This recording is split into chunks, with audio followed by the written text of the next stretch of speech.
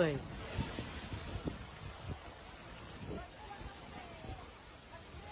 Đấy, vô đi em. Anh vô đi.